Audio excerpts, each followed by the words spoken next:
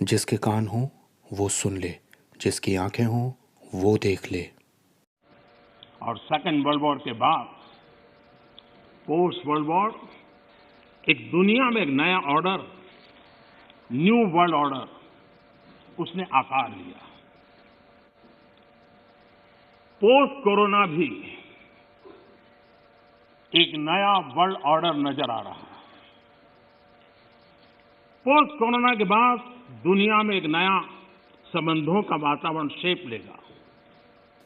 Description में इसका पूरा लिंक है, आप इसे ज़रूर देखिएगा और ये देखिएगा कि मोदी जी आखिर क्या बता रहे हैं। जो वो बता रहे हैं वो बाइबल से बिल्कुल मैच करता है और हम बिल्कुल अंत के दिनों में रह रहे हैं।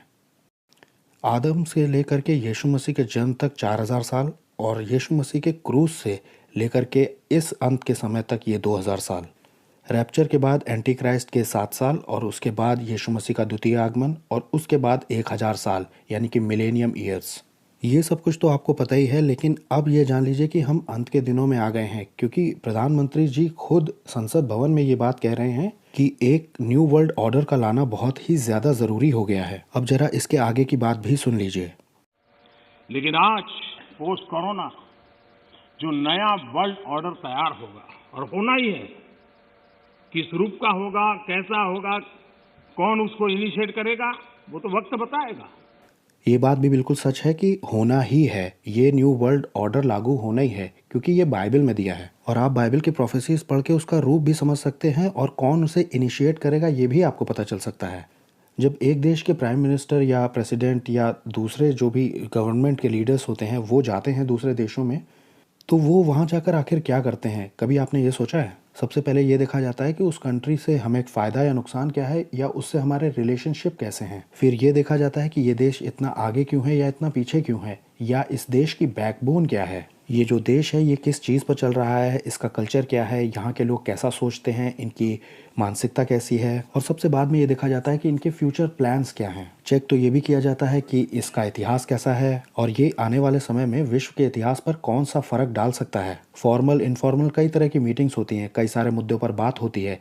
ये भी जाहिर किया जाता है कि हम आपके प्रति कैसा रवैया रखेंगे। और एकदम आखिरी में वहाँ से कुछ आइडियाज़ लाए जाते हैं जिनको कि इम्प्लीमेंट किया जाता है अपने यहाँ, जिससे अपने देश का भी भला हो और विश्व के नक्शे पर अपना देश बना रहे।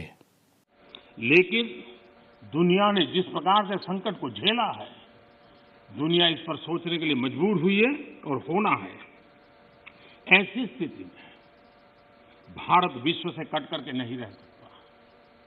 भारत एक कोने में गुजारा नहीं कर सकता। हमें भी एक मजबूत प्लेयर के रूप में उभरना होगा। लेकिन सिर्फ जनसंख्या के आधार पर हम दुनिया में अपनी मजबूती का दावा नहीं कर पाएंगे। वो एक ताकत है, लेकिन इतनी ताकत मात्र से नहीं चलता है। नए वर्ल्ड ऑर्डर में भारत को अपनी जगह बनाने के लिए भारत को सशक्त होना पड़ेगा, समर्थ होना पड़ेगा, और उसका रास्ता है आत्मनिर्भर भारत। बाइबल बताती है कि अंत के दिनों में एक वर्ल्ड लीडर उठेगा और वो एक वन वर्ल्ड गवर्नमेंट को स्टार्ट करेगा। शैतान हमेशा से ऐसा ही करता आया है। वो शुरुआत में कोई चीज़ बहुत अच्छे से पैक करके रैप करके दिखाता है और बाद में उसका दूसरा ही रूप समझ में आता है।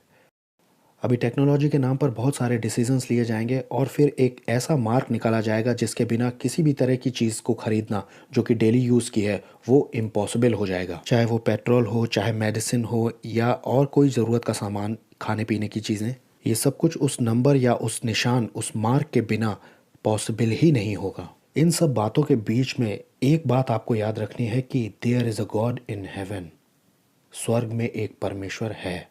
निराश मत होना, क्योंकि उस एकमात्र परमेश्वर के बेटे ने खुद ये वादा किया है, संसार में तुम्हें क्लेश तो होता है, लेकिन ढांढस बांधो, मैंने संसार को जीत लिया है। ये वक्त समझदार कुंवारियों का है कि वो तेल भर लें, वो तेल इकट्ठा कर लें, क्योंकि दूल्हा आने वाला है और हमें उसके आगमन के लिए तैयार होना है। हमारा असली घर तो उसके साथ है। बाइबल कहती है कि हम पृथ्वी पर परदेसी हैं।